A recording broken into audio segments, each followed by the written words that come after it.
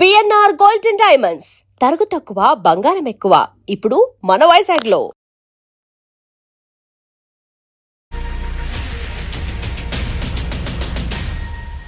Hi, welcome to I dream. Mahesh Babu కెరీర్లో ఎన్ని super hits ఉన్నా దూకుడు స్థానం మాత్రం ఎప్పుడూ ప్రత్యేకం. ఇండస్ట్రీ హిట్గా నిలిచిన ఈ సినిమాకి గోపీమోహన్ గారు కథ అందించారు, అలాగే స్క్రీన్ ప్లే కానీ. సో ఆయన పాత్ర చాలా కీలకం. ఈరోజు గోపీమోహన్ గారు మనతో ఉన్నారు. ఆయన అడిగి దూకుడు విశేషాలు తెలుసుకుందాం. హాయ్ సార్, నమస్తే. నమస్తే అండి. సార్, మీ కెరీర్లో సూపర్ హిట్స్ చాలా ఉన్నాయి.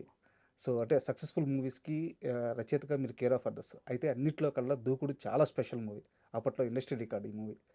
సో దూకుడు ఇప్పుడు రిలీజ్ కాబోతుంది మహేష్ బాబు గారి బర్త్డే సందర్భంగా 9వ తేదీ. దూకుడు సినిమా పేరు వినంగానే, ఆ ప్రస్తావన రాగానే ఫస్ట్ మీకు గుర్తొచ్చే జ్ఞాపకం ఏంటి? అసలు ఆ జర్నీ అండి, మహేష్ బాబు గారితో జర్నీ, శ్రీనివాట్ల గారితో జర్నీ, సార్ 14 రీల్స్ వాళ్ళతో జర్నీ. అంటే ఆల్మోస్ట్ సంవత్సరం పైన జరిగింది. మధ్యలో స్ట్రైక్లు వచ్చినాయి. సో చాలా మంచి పీరియడ్. నాకు తెలిసి నా ఎంటైర్ క్యారియర్లో నేను ఫస్ట్ సినిమా సంతోషం తర్వాత సార్ అంత ఎంజాయ్ చేసిన సినిమా దూకుడు అండి. సార్ అయితే దూకుడు కథ మహేష్ బాబు గారికి చెప్పే ముందు దానికంటే చాలా క్రితమే మహేష్ బాబు గారితో సినిమా చేయాలి శ్రీనివాట్ల గారిని ఫిక్స్ అయింది. ఎలాగో కథ మీరే ఇస్తారు. అయితే దీనికంటే ముందు, దూకుడు కథ కంటే ముందు మహేష్ బాబు గారికి ఒక కథ చెప్పి ఒక 5 months దాకా దాని మీద కూర్చొని దాన్ని మధ్యలో కావాలని మీరే ఆపేసి మళ్ళీ దూకుడు కథ రెడీ చేశారంట. నిజమేనా ఇది? అంటే అవునండి. అంటే పెద్ద హీరో కదండి, ఒక కథతో సాటిస్ఫై అయిపోయి వెళ్ళిపోవటం కాకుండా, అంటే జనరల్గా ఎలా అంటే అండి, హీరోతో సినిమా చేద్దామని అనుకున్నప్పుడు ఒక లైన్ చెప్తాం. తర్వాత డెవలప్ చేస్తున్నప్పుడు కొన్నిసార్లు ఆ లైన్ బలంగా తయారవుతాయి, కొన్నిసార్లు ఏమో మధ్యలో సెకండ్ హాఫ్ సరిగ్గా రావట్లేదు, లేకపోతే మధ్యలో ఎక్కడో అనుకున్నంత సాటిస్ఫాక్షన్ రాలేదు. అలాంటి మూమెంట్లో ఉండగా యూనిక్గా చేద్దాం. అందరూ అంటే మహేష్ బాబు గారికి ఫ్యామిలీలో ఆడియన్స్ ఉన్నారు, మాస్లో ఆడియన్స్ ఉన్నారు, పిల్లల్లో ఫ్యాన్స్ ఉన్నారు. సో అందరికీ నచ్చే విధంగా చేద్దామని చెప్పి ఈ లైన్ అనుకుంటాం జరిగిందండి. సో ఇది అనుకున్న తర్వాత సీను గారు కూడా బాగా ఎగ్జైట్ అయ్యారు. సో సీను గారితో మేము అంతకుముందు పనిచేసిన కథల్లో కూడా కొన్ని మంచి ఐటమ్స్ ఏవైతే ఉన్నాయో అవి కూడా దీంట్లో వాడటం జరిగిందండి. మంచివన్నీ పెట్టుకున్నాం. సో మీరు ఆ ముందు కథ డ్రాప్ చేసిన తర్వాత ఈ దూకుడు ఐడియా ఏ ఫేజ్లో వచ్చింది? ఆ ఐడియా క్రియేషన్ ఎలా జరిగింది ఒకసారి చెప్పండి సార్. అంటే ఐడియా క్రియేషన్ కాదండి, యాక్చువల్గా ఏంటంటే మేము చాలా కథలు వింటున్నాం. అందరూ ఇండస్ట్రీలో ఉన్న వాళ్ళందరూ, నేను కూడా చాలామంది రైటర్లను రికమెండ్ చేశాను కథలు ఉన్నాయంటే మహేష్ బాబు గారి దగ్గర. అంటే ఆయన, నేను బేసిక్గా కృష్ణ గారి అభిమానిని. సో చిన్నప్పటి నుండి మహేష్ బాబు గారు అంటే కూడా చాలా ఇష్టం. ఆయన చిన్నప్పుడు సినిమాలు చేస్తూ ఉండేవారు కదా. సో అలా ఉన్నప్పుడు మనకి ఒక పెద్ద సినిమా, పెద్ద హీరో వచ్చినప్పుడు మంచి సబ్జెక్ట్ దొరికితే కావాలని నేను స్క్రీన్ ప్లేలోనూ అట్లా ఇన్వాల్వ్ అవుదామని అనుకున్నాను. సో సబ్జెక్ట్ మంచిది. అప్పటికి మేము ఏంటంటే కింగు, నమ్ము వెంకటేష్, రెడీ వరుసనే చేసుకుంటూ వస్తున్నాం. మాకు కొంచెం టైం కావాల్సిన పరిస్థితి కూడా ఉంది ఆ టైంలో.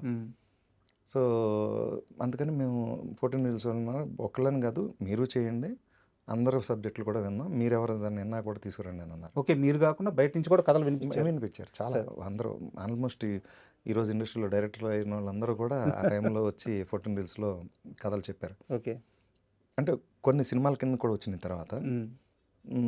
అయితే మేమేంటంటే మేము ఆ టైంకి ఎక్స్పెక్ట్ చేసిన పోకిరి ఆయనది లాస్ట్ బిగ్గెస్ట్ హిట్ సార్. మేమేంటంటే దానికి కలేజ్ జరుగుతుంది, సో రిలీజ్ అవ్వాలి, అది మధ్యలో ఉంది. సో మాకు బెంచ్ మార్క్ కింద పోకిరి ఉంది, దాని ముందు మాకు ఇష్టమైన సినిమా ఒక్కడు. సో ఇటు రేంజ్కి తగ్గకుండా చేయాలి, పైగా అమెరికాలో క్లాస్ ఆడియన్స్కి అతడు బాగా రీచ్ అయింది. కరెక్ట్. సో మన సినిమా ఇలా అన్నిటినీ క్యాటర్ చేయాలి, అమెరికా ఆడియన్స్ని ఫస్ట్ 1 million మూవీ అండి దూకుడు. సో అందుకని బాగా ఎక్కువ కష్టపడ్డాం అందరూ. అంటే సీను గారు తరపున సీను గారు, కోన వెంకట గారు, నేను, మేమందరం కూడా సబ్జెక్టులు ఎతకటం స్టార్ట్ చేసాం. చాలా సబ్జెక్టులు అనుకుని ఫైనల్గా ఒకరోజు 14 రీల్స్ ఆఫీస్కి వెళ్తే వాళ్ళు ఒక సబ్జెక్ట్ రెడీ చేయించారు. ఏంటి సార్ ఏదో సబ్జెక్ట్ చెప్పారంటే సీను గారికి, ఏంటి అదేనంటే ఏదో చెప్పారు, ఆయనకు నచ్చలేదు. అప్పుడు నేను వెళ్ళి కూర్చున్నప్పుడు సబ్జెక్ట్ చెప్తే, ఈ సబ్జెక్ట్ ఇలా కాకుండా ఇలా చేస్తే బాగుంటుందేమో కదా సార్, అసలు ఇలా వెళ్ళకూడదు, మహేష్ బాబు లాంటి హీరోని పెట్టుకుని మనం ఇలా డల్గా ఉండకూడదు అని సంథింగ్ అక్కడ డిస్కషన్ జరిగితే, పని మీరు అన్నది కూడా బాగుంది కదా ఐడియా, ఇలాగే వెళ్ళండి పని, ఇలా ఆలోచించి చెప్పండి. అంటే ఆ ప్రొడక్షన్ హౌస్కి ఆల్రెడీ చెప్పిన కథకి మీరు రివర్స్ ఇంజనీరింగ్ చేసుకుంటే రివర్స్ ఇంజనీరింగ్ వాళ్ళు ఒక లైన్ ఏదో ఎప్పుడో చూసిన ఒక సినిమాలో ఇలాంటి అంశం బాగుంది ఉమ్, అని చెప్పి గోపి గారు ఆ కథ ఇచ్చారు. ఓకే. అయితే ఆ కథ అలా చేయకూడదండి, ఇలా ఉమ్, చేస్తే బాగుంటుందేమో అని చెప్పాను. ఐడియాగా మీరు చెప్పింది బాగుంది, ఒకసారి వర్క్ చేసామని చెప్తారా అన్నారు. ఉమ్, అలా కొన్ని రోజులు వర్క్ చేసి వెళ్ళి సీను గారికి చెప్పడం జరిగింది. సీను గారు ఐడియా చెప్పిన వెంటనే చాలా ఎగ్జైట్ అయ్యారు. తర్వాత ఏంటంటే ఇలా గోపి గారు వాళ్ళు చెప్పిన దానివల్ల నేను ఇలా చేశానండి అని చెప్తే, ఓ అవునా, కానీ ఇది చాలా బాగుంది, ఉమ్. చాలా బెటర్గా ఉంది అని ఎగ్జైట్ అయ్యారు. ఎగ్జైట్ అయ్యి దాని మీద ఇంకా చాలా అందరం పార్టిసిపేట్ చేసి చాలా బాగా వర్క్ సో చేసాం. ఈ కథ మహేష్ బాబు గారికి నిరేషన్ ఎలా ఇచ్చారు, ఇచ్చిన తర్వాత ఏం జరిగింది అనేది మళ్ళీ మాట్లాడుకుందాం. ఉమ్, ఇప్పుడు మనం దీనికి ముందు రివర్స్ ఇంజనీరింగ్ గురించి ఒక మాట మాట్లాడుకుందాం, కథను ట్రీట్మెంట్ చేసే విధానం. ఉమ్, నాకు బాగా గుర్తు, నువ్వు నేను సినిమాకి మీరు co director, assistant director, Co-director. Co director. ఆ నువ్వు నేను సినిమాకి రివర్స్ ఇంజనీరింగ్ చేసుకుంటూ వెళ్ళిందే సంతోషం మూవీ. అవునండి. సో అంటే మీరు ఈ ఇంజనీరింగ్ బ్యాక్గ్రౌండ్ నుంచి వచ్చి ఈ టెక్నికల్ ఆలోచించడం కానీ ఇదంతా అవ్వడం వల్ల, చదువు వల్ల వచ్చిన నాలెడ్జ్ ఇది. అంటే ఒక ట్రీట్మెంట్ మార్చి వేరే విధంగా చేసుకుంటే ఇంకో కథ వస్తుందని.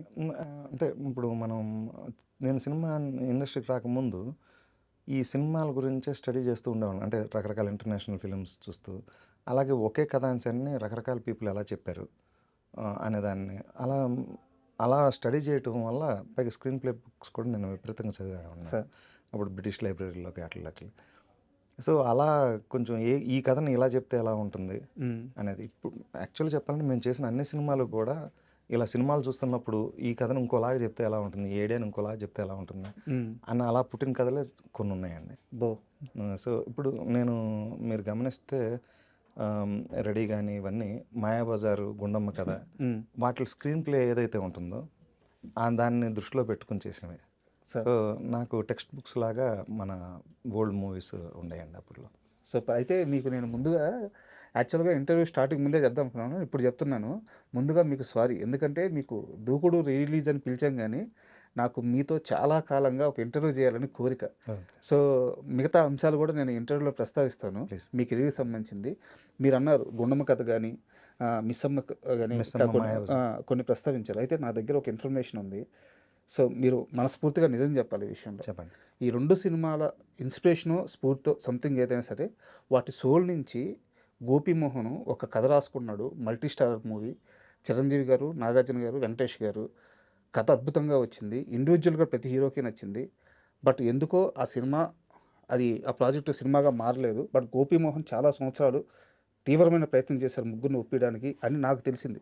ఇది వాస్తవమా కాదా? లేదండి, అంత పెద్ద స్టార్లతో నేను అసలు ఎప్పుడు అనుకోలేదు. సినిమాని కాదు, మీరు ఆ కథ రెడీ చేసిన మాట వాస్తవమా కాదా? కథే అంత పెద్దదే. అంటే మేము సీను వైట్ల గారు మల్టీ స్టార్ చేద్దామని అనుకున్నాం దూకుడు టైంలో. అది ఐడియల్ లెవెల్లోనే అనుకున్నప్పుడు ఇంత పెద్ద హీరోలు కలవడం అనేది అంత ఈ విషయం కాదని చెప్పి అప్పుడే డ్రాప్ అయిపోయాం. ఓకే, ప్రయత్నం అయితే జరిగింది. ప్రయత్నం అంటే మాలో మాకే తప్ప బయట హీరోలకి వెళ్ళి చెప్పి అంత దూరం వెళ్ళా. ఓకే. అంటే ఒక హీరోని ఒప్పిస్తే ఇంకో హీరోని వెళ్ళి అడగొచ్చు అని అనుకున్నాం, కానీ ఆ టైం పట్టే ప్రాసెస్ అనుకుని అప్పటికి దూకుడు హిట్ అయిన తర్వాత బాగా డిమాండ్ ఉంది సీను గారికి, ఇమీడియట్గా చేసే. సో ఆ డిమాండ్లో ఈ మల్టీ స్టారర్ చేయలేము, ఆ ఒత్తిడిని కూడా తట్టుకోలేము అని, పైగా ఫ్యాన్స్ అందరినీ సాటిస్ఫై చేసేటట్టుగా స్క్రిప్ట్ రాయాలి. సార్. అది కాదు నా మనసులో అయితే పర్సనల్గా ఉందండి. నేను ఎప్పుడు కూడా ఒక కథలో ఇద్దరు స్టార్స్ ఉన్న వాళ్ళని కలిపి చేయటం అనేది ఇష్టపడతాను. మీరు సంతోషం సినిమాలో ప్రభుదేవ గారిని పెట్టాం. అవును. అలాగా దుబాయ్ సీన్లో మా జేడి చక్రవర్తి గారిని పెట్టాం. అలా మా సినిమాల్లో ఇంకొక హీరోకి ప్యారలల్గా ఎంతో కొంత ఇంపార్టెన్స్ ఇచ్చి, అంటే ఒక జనరేషన్ హీరో లేకపోతే ఇంకో అలా కూడా చేసిన సందర్భాలు చాలా ఉన్నాయండి. సార్, అయితే మళ్ళీ దూకుడు విషయానికి వస్తాం సార్. మీరు మొత్తం కథ అంతా రెడీ చేసుకున్న తర్వాత మహేష్ బాబు గారికి అది నెరేషన్ ఇచ్చిన అంటే తర్వాత కథ ఫుల్గా రెడీ చేయలేదండి, లైన్గానే చెప్పాము. ఆయన కలేజ్ బిజీలో ఉన్నారు రిలీజ్కి. సో మా మీద నమ్మకంతో, అంటే మేము లైన్ చెప్పిన తర్వాత సీను గారు మా టీం మీద నమ్మకంతో ఇంకా గో హెడ్ అన్నట్టుగానే అన్నారు. ఇంకా ఎప్పుడు డెవలప్మెంట్స్ అప్డేట్ చేస్తూ ఉండేవాళ్ళం. అలా ఫస్ట్ హాఫ్ రెడీ అయిన తర్వాత ఒకసారి టర్కీ బ్లాక్ని మొత్తం విత్ డైలాగ్స్ రీడింగ్ ఇచ్చాం. ఇచ్చినప్పుడు సీను గారు ఆయన బాడీ లాంగ్వేజ్ అది కూడా చేసి చూపించి, ఇలా ఉండాలి అంటే మీరు టర్కీ బ్లాక్లో ఎలాగైతే తన యాటిట్యూడ్ ఉంటుందో అదంతా చేసి చూపించేటప్పటికి ఆయన ఇంకా కనెక్ట్ అయిపోయాడు. యాక్చువల్గా ఆ టైంలో ప్యారల్గా ఉన్న 2 మూవీస్ కూడా అనుకున్నారు చేద్దామని చెప్పి. ఉమ్, ఎప్పుడైతే ఈ స్క్రిప్ట్ బాగా వచ్చిందని డిసైడ్ అయ్యారో ఆ సినిమాలు క్యాన్సిల్ చేసి ఇదే సినిమా సార్ ఇంకా స్ట్రైట్ స్టార్ట్ టు ఫినిష్ దూకుడే, ఇంకా మధ్యలో వేరే సినిమా. మొదటి నుండి ఆయన ఇంకో సినిమా ఇప్పుడు ప్యారల్గా పెట్టుకోరు, ఉమ్, కానీ కలేజ్ డిలే అయిపోయిందనే ఉద్దేశంతో చేద్దామా అని అనుకున్నారు. ఓకే. ఆ, తర్వాత వద్దనుకుని అట్లా క్యాన్సిలేషన్ చెప్పేసి మా సినిమానే స్టార్ట్ టు ఫినిష్ చేశారు. ఆ సినిమాలు ఏమన్నా గుర్తున్నాయి సార్ ఆయన వద్దని? అంటే మీకు అందరికీ తెలిసిన స్నేహితులు సినిమా చేద్దాం అవును, శంకర్ గారు. తెలుగు వెర్షన్లో ఆయన చేద్దాం అనుకున్నారు. అది ఆయన హెసిటేటింగ్గానే ఉన్నారు. ఎందుకనంటే అక్కడ తమిళ హీరో ఇక్కడ తెలుగు అలా చేయటం ఎంతవరకు బాగుంటుంది అనే, సో హెసిటేషన్లోనే క్యాన్సిల్ చేశారు అది. సో అదే టైంకి దూకుడు అద్భుతమైన కథ రావడంతో ఇదే చేసేద్దామని ఫిక్స్ అయిపోయారు. సార్ చెప్పిన కానీ మేము ఇంకా బాధ్యతగా తీసుకుని, ఆయనలో ఉన్న గొప్పతనం ఏంటంటేనండి, ప్రెషర్ పెట్టకుండా అభిమానంతో మా దగ్గర నుండి అద్భుతమైన కథ తెప్పించుకున్నాడు సార్. అది.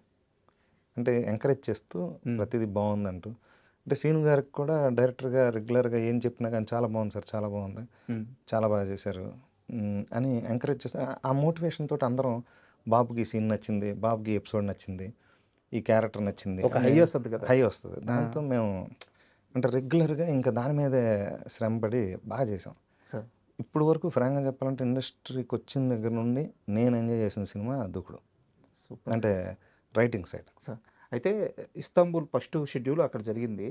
ఆ షెడ్యూల్కి వెళ్ళే ముందు రోజు రాత్రి మీ టీం మొత్తానికి కలిపి ఒక పెద్ద డిన్నర్ జరిగింది.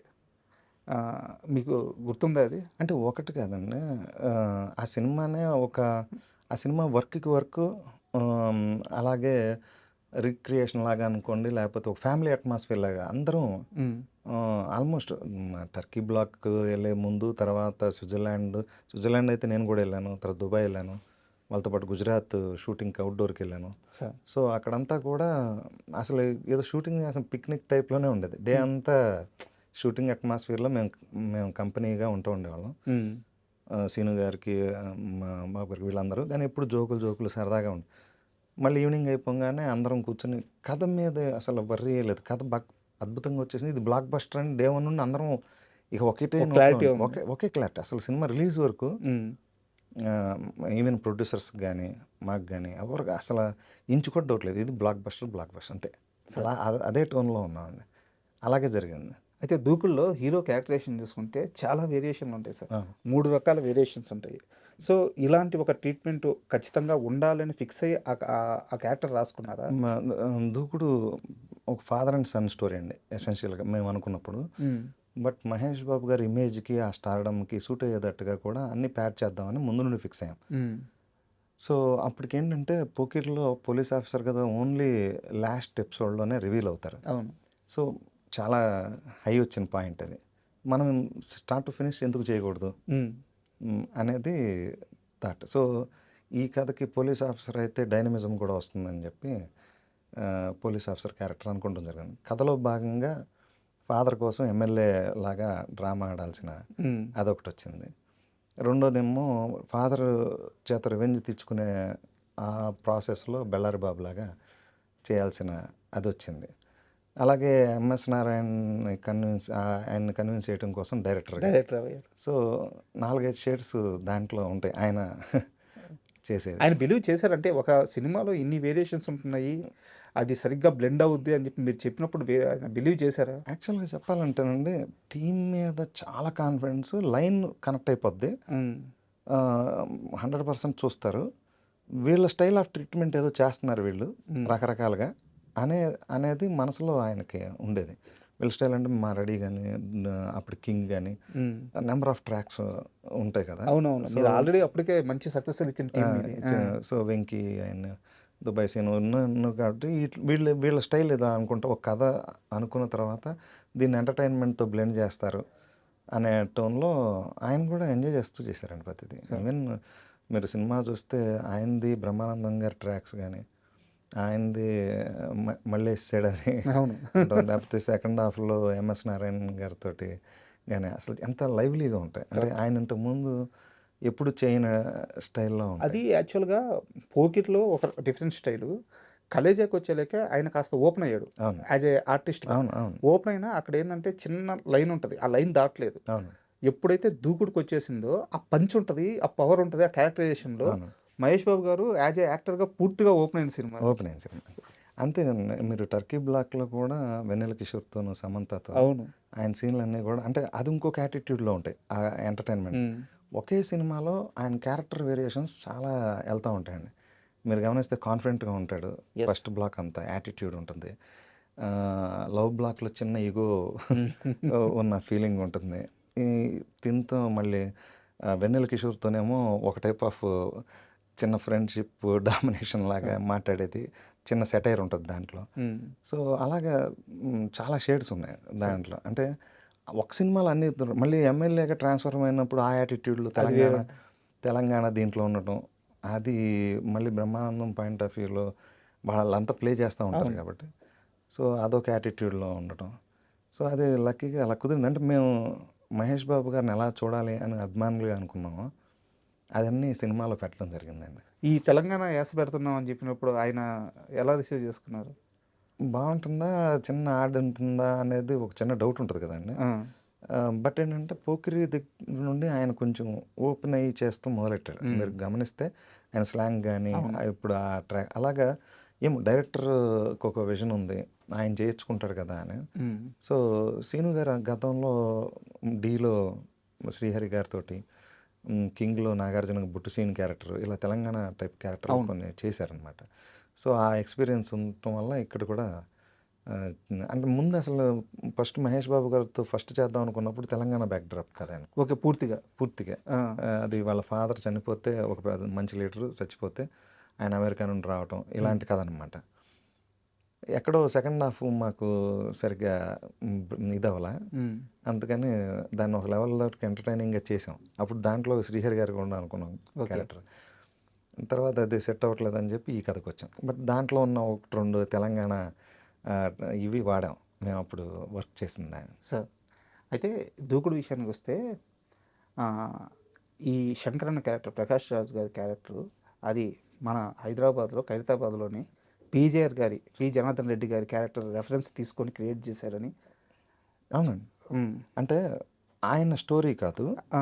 కాకపోతే క్యారెక్టరైజేషన్ ఆ ఆయన వ్యక్తిత్వం. క్యారెక్టరేషన్ ఆయనంటే చాలామంది అంటే మేము హైదరాబాద్‌కొచ్చే టైంకి కూడా ఏ బడ్డీ కొట్టు చూసినా ఆయన ఫోటో పెట్టుకొని ఉండేవారు. సో, అలాగా చిన్న చిన్న షాపులు ఎందుకంటే ఆయన ఓపెనింగ్‌లు చేయడం నాకు తెలిసి ఖైరతాబాద్ దగ్గర నుండి పంజాగుట్ట, సోమాజిగూడ ఇటు సైడ్ మొత్తం అంతా సార్ ఇటు కూడా సైడ్ బోరబండ, మోతీనగర్, మోతీనగర్ కూకట్పల్లి ఎక్కడ పెట్టినా ఆయన చాలా జనార్దన్ రెడ్డి గారి ఫోటోలే స్టాచ్యూలే ఉంటుంది. ఉంటాయి. అవును. ఎందుకంటే ఆయన అంతమందికి అంత హెల్ప్ చేసి అంటే కొంచెం పేదలకు అండగా ఉండేవాడని అంటూ ఉన్నారు. సో, మేము మేము ఎక్స్‌పీరియన్స్ అయ్యాం. కొన్ని మా ఫ్రెండ్స్ ఉన్నారు తెలంగాణ మిత్రులు. వాళ్ళు కూడా మా ఆయన గురించి చాలా గొప్పగా చెప్పడం. ఆ హ్మ్. క్యారెక్టరైజేషన్స్‌ని సింబాలిక్‌గా పెట్టుకున్నాం. కొంచెం లీడర్ అంటే మరి ఇక్కడ తెలంగాణ ఉన్నప్పుడు అలా ఆయన ఇంకా ఆదర్శంగా తీసుకొని రాసామండి. బట్ లోపల ఆ థాట్ అయితే ఆయన్ని పెట్టుకొని రాసుకున్నారు. ఆయన పెట్టుకున్నాం. ఉద్దేశ్యం అయితే అలాంటి లీడర్ అనేది నా అలాంటి ఉద్దేశం. లీడరని. సూపర్. అయితే ఆ క్యారెక్టర్‌కి అంటే మీరు కృష్ణ గారి ఫ్యాను. కోన వెంకట గారు గాని, లేకపోతే శ్రీను వైట్ల గారు గాని అందరూ కృష్ణ గారి అభిమానులు. అవును. సో, అద్భుతమైన ఫాదర్ క్యారెక్టర్ అక్కడ ఉంది. ఏ క్షణంలో అయినా కృష్ణ గారినే పెట్టేద్దాము అనే ఆలోచన గాని, ఆ డిస్కషన్ గాని రాలేదా? అంటే ఆహ్, ఒకటి 2 సార్లు ఆ డిస్కషన్ కూడా జరిగిందండి. సో, హ్మ్. అంటే కృష్ణ గారి మీద ఉన్నప్పుడు మాకొక ప్రెషర్ ఏర్పడుతుంది. బ్యాలెన్స్ చేయాలి అనేది. హ్మ్. ప్రకాష్ రాజ్ గారి మీద అయితే ఎప్పుడు అవసరమో అప్పుడు తీసుకురావడానికి ఉంటుంది. హ్మ్. ఇప్పుడు ఫస్టే కృష్ణ గారు ఫస్ట్ 5 మినిట్స్‌లో చనిపోయారనంటే, ఇది మళ్ళీ అది వస్తారనే ఫీలింగ్ ఇలా ఎందుకు చేస్తారు? గెస్ట్ అపియరెన్స్ కాదు, సినిమాలో మొత్తం ఉన్నారు. ఇలాంటిది కూడా తెలుస్తది ఒక కదండీ. సెన్స్ రన్ అవుద్ది. సెన్స్ రన్ అవుతుంది. సో, అందుకని క్యారెక్టర్ ఆర్టిస్ట్‌గా చేసిన వాళ్ళనే పెడితే బెటరు హ్మ్. అని చెప్పి అలా ఆలోచించడం అయితే జరిగింది. శ్రీహరి గారిని కూడా ముందుగా అనుకున్నారని తెలిసింది. అది శ్రీహరి గారు ఈ సబ్జెక్ట్‌కి అనుకోలేదండి. అహా! ప్రకాష్ రాజ్ గారి క్యారెక్టరు ఫాదర్ శ్రీహరి గారి క్యారెక్టర్. చేత చేపించొచ్చు అనే ఆలోచన జరిగినట్టు తెలిసింది. అది జరగలేదండి. ఆ! అంటే జరగలేదంటే అదే చిన్న కన్‌ఫ్యూజన్ ఏంటంటే అంతకుముందు అనుకున్న కథకి ఓకే. ఆయన అనుకున్నాం. ఫాదర్ పక్కన రైట్ హ్యాండ్ లాగా ఉంటారు. సార్. ఆయన చనిపోయినప్పుడు మహేష్ బాబు గారికి గైడ్ చేసేటట్టుగా అలా అనుకున్నాం అనమాట. హ్మ్. అది అనుకున్నది కొన్నాళ్ళకే ఇది స్టార్ట్ అయింది కదా! సార్. అప్పుడు ప్రకాష్ రాజ్ గారినే అనుకున్నామండి. మొదటి నుండి ఆయనైతేనే బావుంటారు అనుకున్నాం. ఎందుకంటే ఓ ముప్పావు గంట సినిమాలో ఆయన ఉండరు. అవును. తర్వాత కూడా కథలో వచ్చిన తర్వాత ఆహ్, ఆయన కోసం హీరో రివెంజ్ ఆయన మా ఇది చేసుకునేది ఉంటుంది. సో, అది కృష్ణ గారైతే కృష్ణ గారే చేసుకోవాలి కదా! కృష్ణ గారి చేతే అట్లా ఏదన్నా వస్తదేమో. హ్మ్. సో, ఇమేజ్ అంతే ఇవుంటాయి. కదా! ఇమేజ్ హ్మ్. ఇదుంటుంది. సో, అది కాకుండా ప్యూర్‌గా 'ప్రకాష్ రాజ్' గారైతే మనం ఎలా డిజైన్ చేస్తే అలా ఎళ్ళొచ్చనేది. సార్ కాసేపు ఈ దూకుడు, ఈ రీ రిలీజులు, సినిమాలు ఇవన్నీ పక్కన పెడదాము. కృష్ణ గారి అభిమాని అంటున్నారు కాబట్టి ఎప్పుడు సార్ కృష్ణ గారి మీద ఆ అభిమానం అంటే ఏ సినిమా చూసినప్పుడు, ఏ సీన్ చూసినప్పుడు, ఏ విషయం విన్నప్పుడు అభిమానం మీలో మొదలైంది? అంటే యాక్చువల్‌గా చెప్పాలంటే చిన్న పిల్లలుగా ఉన్నప్పుడు ఫైట్‌లు, డాన్సులు ఉన్న సినిమాలు ఎవరైనా పిల్లలు ఇష్టపడతా ఉంటారు అంతే. కదా! హ్మ్. అలా నాకు ఊహ తెలిసే టయానికి రామారావు గారు ఆల్మోస్ట్ పాలిటిక్స్‌లోకి హ్మ్. ఎళ్ళిపోతూ ఉన్నారు. ఎళ్ళిపోతూ కృష్ణ గారి హవా అప్పుడు బాగా నడుస్తా ఉందండి. సార్ చిరంజీవి గారు అప్పుడే ఆహ్, మొదలైంది. అది వస్తున్నారు. హ్మ్. 'శుభలేఖ' ఇలాంటి సినిమాలు. అవి కూడా బాగా ఇంట్రెస్ట్‌గా చూస్తూ ఉండేవాళ్ళం. సార్.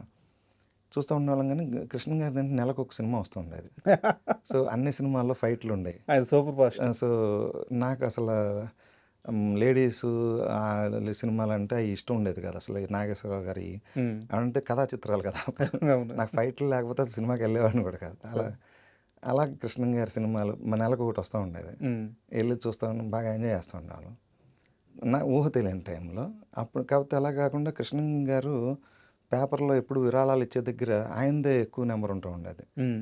కృష్ణ గారు రూ. 1,00,000 ఇచ్చారు. మిగతా వాళ్ళందరూ 25,000 అలా ఇచ్చినట్టుగా ఉండేదనమాట.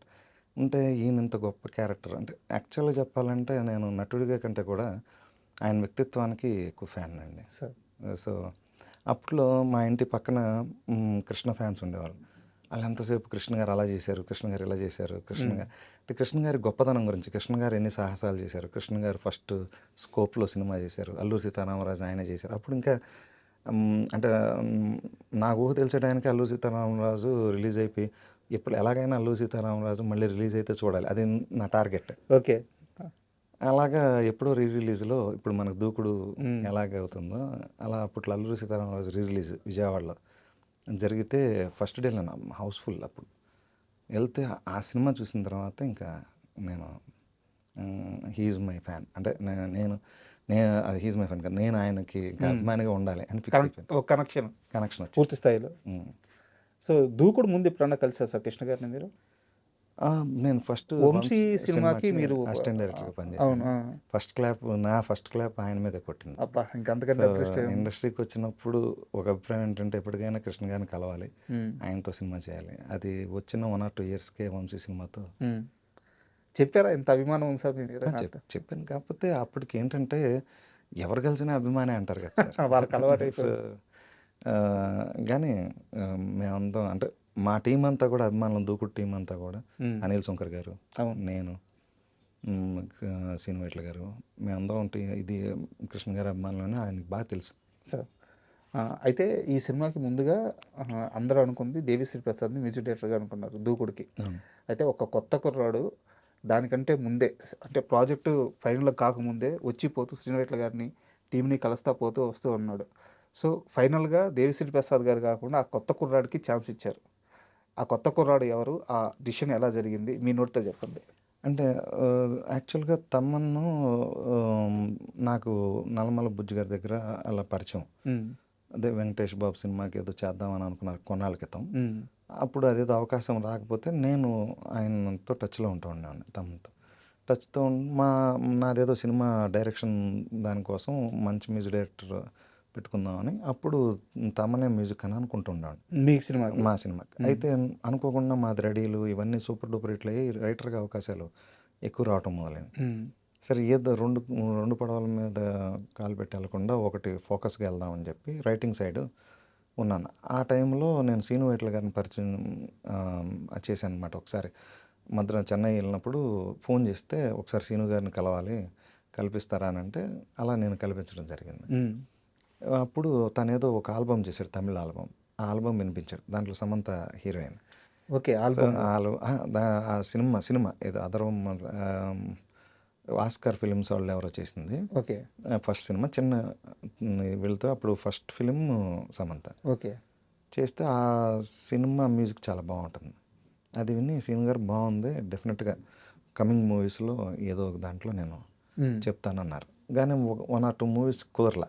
మా దేవి గారితోనే మాకు కాంబినేషన్ మంచి హిట్ కాంబినేషన్ అవటం వల్ల రెడీ కింగ్, నమ్మ వెంకటేశ వరకు ఆయనతోనే ట్రావెల్ అవ్వాల్సి వచ్చింది.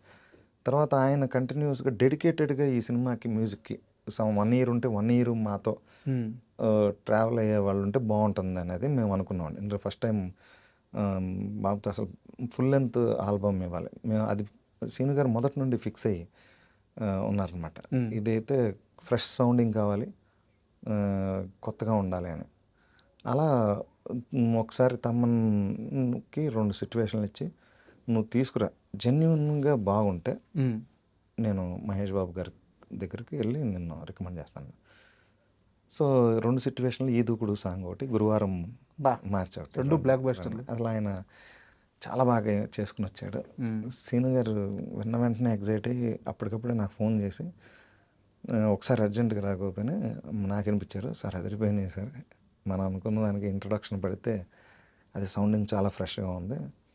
అదే బాబుకి అంటే మా ప్రొడ్యూసర్స్ కూడా వినిపించాను, వాళ్ళకి నచ్చింది. సో ఇక మనం డెసిషన్ తీసేసుకుంటున్నాం, బాబు కూడా ఓకే అంటే వెళ్ళిపోతాం. ఆయన కూడా వినేసి సూపర్ అన్నారు. ఇంకా డైరెక్టర్ బాగా హార్డ్గా బిలీవ్ చేస్తారంటే. సో అలా ఓకే అన్న తర్వాత ఇంకా అనౌన్స్ చేయడం. అంతేకాకుండా ఆయన మళ్ళీ నెక్స్ట్ ఇమీడియట్ బిజినెస్ మెన్కి కూడా ఆయన్ని చేశారు. 2 బ్యాక్ టు బ్యాక్, అంటే 100 days గ్యాప్లోనే రిలీజ్ అయినాయి 2 బ్లాక్ బస్టర్ ఆల్బమ్స్. మాదైతే 6 సాంగ్లు ఆ టైంలో బాగా ట్రెండ్ అయినాయి. అంటే ఆల్బమ్ మొత్తం సూపర్ హిట్ సార్. అయితే ఒక చిన్న డౌట్ సార్, తమన్ గారిని, అంటే అప్పుడు అసలు తమన్ కూడా కాదు పేరు, సాయి అనుకుంటాను. సాయి అనే ఒక కుర్రాన్ని మహేష్ బాబు గారు ఫైనల్ చేసేటప్పటికి నాకు తెలిసి బృందావనం కూడా పూర్తి స్థాయిలో రిలీజ్ అయిందో అవలేదండి. కలేజాతో పాటు అది రిలీజ్ అయినట్టుంది. బట్ కిక్, బృందావనం డిస్కషన్స్లో ఉండటం ఏదో ఉంది, మేము ఫైనలైజ్ చేసాం. సో ఆ టైంకి ఆ ప్రాజెక్ట్ చేతిలో ఉన్నా కానీ అతని పూర్తి స్థాయి స్టామినా ఏందనేది ఎవరికి తెలియదు. మహేష్ బాబు గారు లాంటి ఒక పెద్ద స్టారు ఒక కొత్త కుర్రాడిని నమ్మి ఇచ్చేయడం ఛాన్స్, ఒక 2 పాటలని ఆ క్షణంలో డిసిషన్ తీసుకోవడం ఎలా జరిగింది అది? ఆయనకి యాక్చువల్గా ఏంటంటే ఆయన టాలెంట్ని బాగా గుర్తుపడతారండి సార్. అందులో ఆయనలో ఉన్న గొప్ప లక్షణం అది. అలా చాలామందిని ఈవెన్ మీరు గమనిస్తే బిజినెస్ మ్యాన్ తర్వాత ఒక సినిమా చేసిన డైరెక్టర్కి, కొత్త బంగారు లోకం డైరెక్టర్కి సీతం వాకిట్లో సిరిమల్లి చెట్టు అవకాశం ఇచ్చారు. సో ఆయన స్ట్రాంగ్గా అదేం లేదు, మంచి టాలెంటెడ్ అంటే ఆయన ఇమీడియట్గా ఈవెన్ మిర్చి చేసిన వెంటనే ఇమీడియట్గా శ్రీమంతుడు కూడా చేశారు కదా సార్ ఆయన. అవును.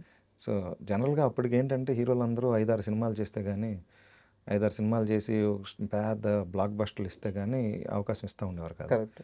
కానీ ఆయన ట్రెండ్ మార్చి ఒక సినిమా హిట్ ఇస్తే 2వ సినిమాకి అవకాశం ఇచ్చారు. 2-3 డైరెక్టర్లు చేశారు అలాగా సార్. అండ్ అసలు మీ కథల విషయంలో కానీ, మీరు కానీ, శ్రీనువైట్ల గారు కానీ, కోన గారు, మీ ముగ్గురు గారిని కలిస్తే బ్రహ్మానందం గారి క్యారెక్టర్ పేర్లని సినిమాని ఇప్పుడు దాకా లేదు, అద్భుతంగా వస్తుంది ఆ క్యారెక్టర్. ఆ క్యారెక్టరే సినిమాని నిలబెట్టేస్తుంది. సో దూకుడు విషయానికి వచ్చేలేకే బ్రహ్మానందం గారి క్యారెక్టర్ క్రియేషన్ ఎలా, ఆ ప్రాసెస్, ఆ డిసిషన్ ఎలా జరిగింది? అంటే ఎలాగో ఈ సినిమా యాక్చువల్గా చెప్పాలంటే శ్రీను గారు ఎప్పుడు కథ కూడా సెట్ అయిపోయిన తర్వాత ఆయన వరీడ్గా ఉండేవారు కాదు. కథ అంతా సెట్ అయింది, బాబుకి కూడా నచ్చేసింది కథ.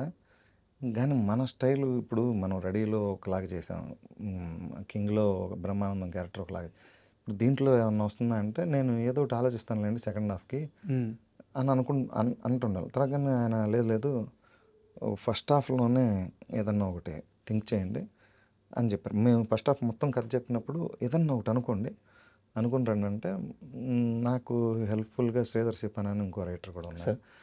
మేమిద్దరం కలిసి ఒక వారం రోజులు కూర్చుని సార్ ఇలా రియాలిటీ షో అని చెప్పి, అంటే అది థాట్ కొత్తగా ఉంది కానీ ఆ రోజుకి ఇంకా మనకి బిగ్ బాస్లు ఇవన్నీ లేదు, ఓన్లీ న్యూస్ ఆర్టికల్స్ ఉన్నాయి. శిల్పా శెట్టి ఇది లండన్ షోలో గెలిచిందని. సో దాన్ని తీసుకుని మేము ఉదాహరణగా ఆ ట్రాక్ వెళ్ళటం జరిగిందండి. అది విన్న వెంటనే ఆయన ఎగ్జైట్ అయ్యారు, చాలా బాగుంది, మనం 3-4 రోజులు కూర్చుని దీన్ని క్లారిటీగా అనుకుందాం అన్నారు.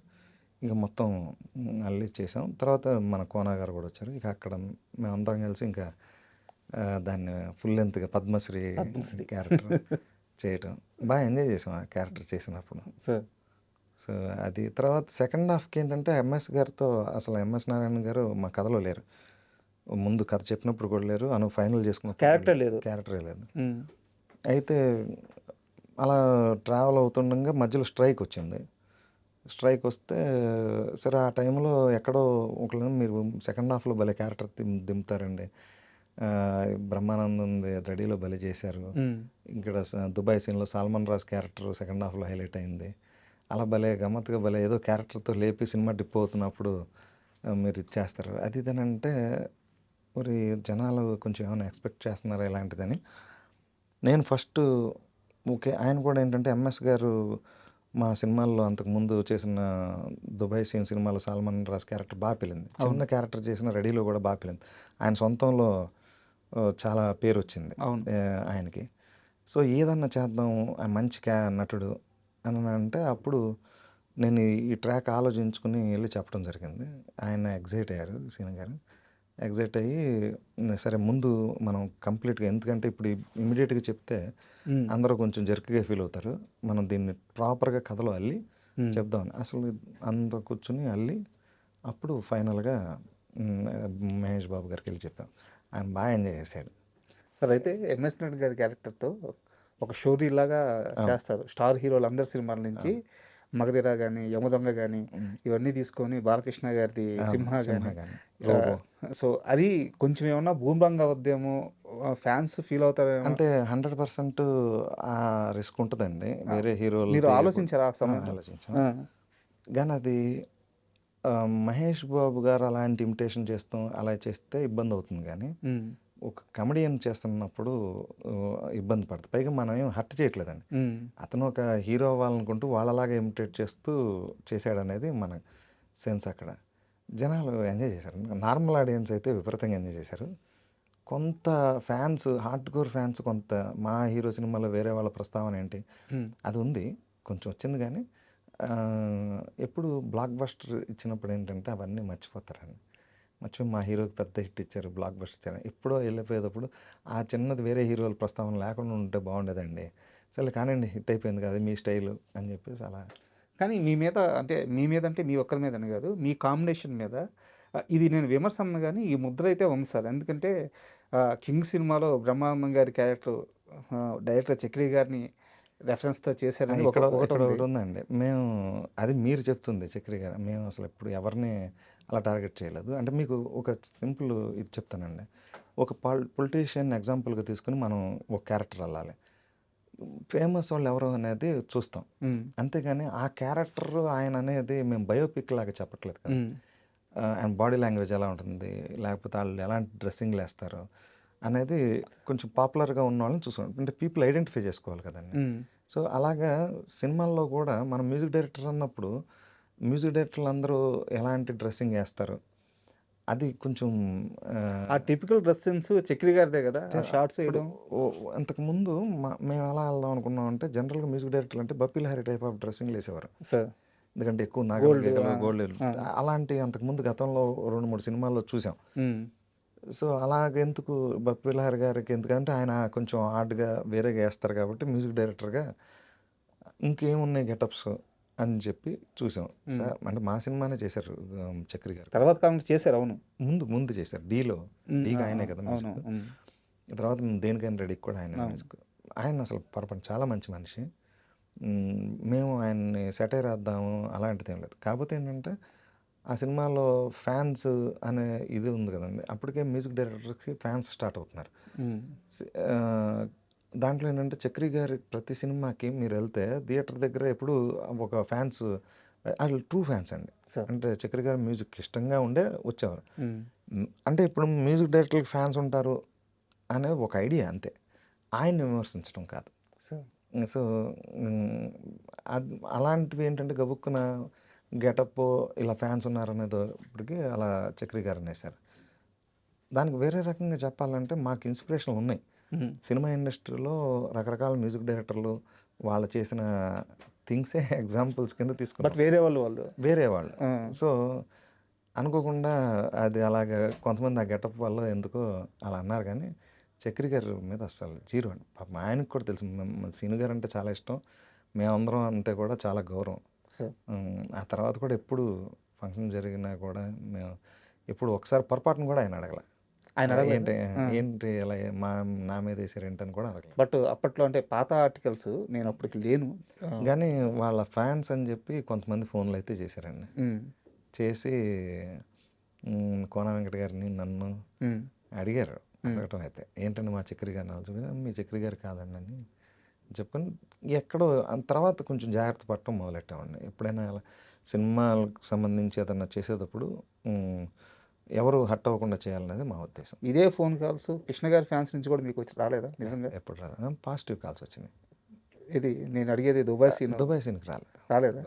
ఆ, మేమే కృష్ణ గారు మీరే ఫ్యాన్స్? ఫ్యాన్స్ ఆ, అంటే కృష్ణ గారు అనేది కాదండి, సినిమా ఫీల్డ్లో ఓవరాల్గా చేసామంతే. ఉమ్, మీరు గమనిస్తే దాంట్లో ఒక 5-6 ఎగ్జాంపుల్స్ ఉంటాయి. ఊరికే ఎవరిని విమర్శించే టైప్ కాదు, ఒక్కొక్కరిని ఒకటి తీసుకుంటారు మనం. సార్ అది మేము కావాలని చేసింది అయితే కాదండి. సార్ అయితే ఎంఎస్ నారాయణ గారి గురించే సార్. ఆయనకి ఈ సినిమాకి అవార్డు వచ్చింది, ఫిల్మ్ఫేర్ అవార్డు అనుకుంటాను. సో ఆయన కెరీర్లో కల్లా నేను వారి డాటర్ని ఇంటర్వ్యూ చేశాను. మీ నాన్నగారు ఇన్ని సినిమాలు చేశారు కదా, ఆ, అన్ని సినిమాల్లో మీకు గుర్తుండిపోయే సినిమా పేరు చెప్పంటే వారు వెంటనే చెప్పిన పేరు దూకుడు. అవును. సో ఆయనకి అంత పెద్ద సక్సెస్ వచ్చిన తర్వాత మీతో ఆయన మాట్లాడిన మాటలు ఏంటి, మీతో కానీ మీ టీంతో కానీ? ఆయన అంటే ఆయనకి ఏవి గారి సినిమాల్లో చాలా పెద్ద బ్రేక్లు వచ్చినాయి, చాలా మంచి సినిమాలు చేశారు ఆయన అంతకుముందు. ఆయన మంచి నటుడు అని మాకు తెలిసే మేము రాసామండి.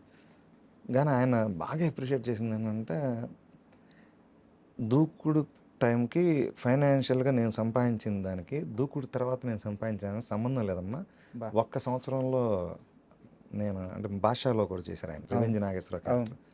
అప్పుడున్నారు దూకుడు నా జీవితాన్ని మార్చేసింది. అంటే ఆ టైంలో ఆయన సంపాదన చాలా అంటే 50% పైనే పెరిగిపోయింది ఒక సినిమా. ఒక సినిమాతో రెమ్యునరేషన్. అన్ని సినిమాల్లో ఉన్నారు అప్పటి నుండి. సార్ ఆయన డేట్లు అసలు మాకే దొరకడం చాలా కష్టమైపోయింది.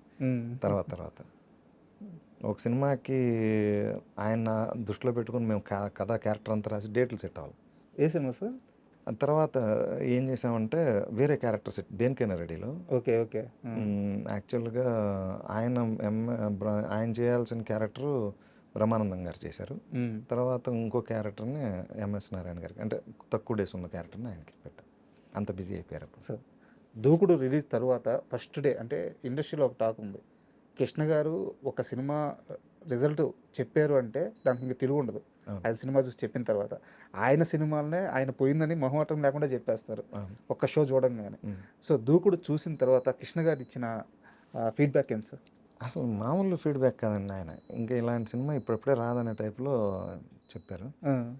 ఆయన చాలా కాన్ఫిడెంట్గా ఉన్నారు, చాలా హ్యాపీ ఫీల్. మేమేంటంటే కృష్ణ గారికి అంత విపరీతంగా నచ్చేసింది, ఇది చూడండి చాలా పెద్ద హిట్ అవుతుందని నిర్మాతలకు అందరికి కాన్ఫిడెన్స్ ఇచ్చేటప్పటికి సీను గారిని పిలిపించారు.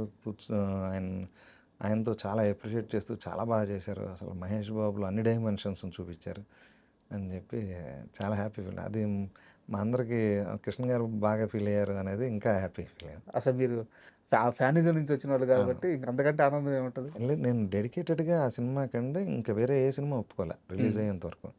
ఆ సినిమానే ఇంకంతే వేరే. ఎందుకంటే ఈ సినిమా పెద్ద బ్లాక్ బస్టర్ అవ్వాలని నాకు ఉపయోగపడుతుంది క్యారియర్కి. బట్ కృష్ణ గారి అభిమానిగా ఒక ట్రిబ్యూట్ లాగా ఇవ్వాలనేది.